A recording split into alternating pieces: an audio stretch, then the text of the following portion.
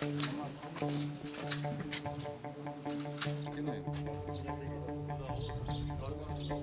мы, да, вот мы сейчас приедем, вернемся.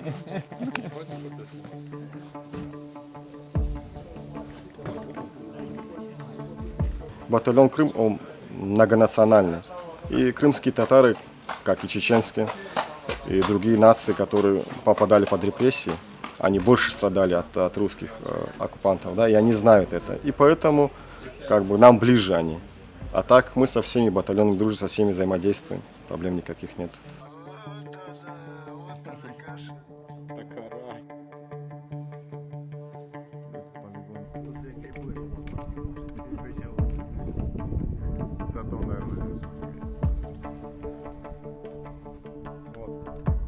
Вижу наше будущее в Крыму, свободном от оккупантов.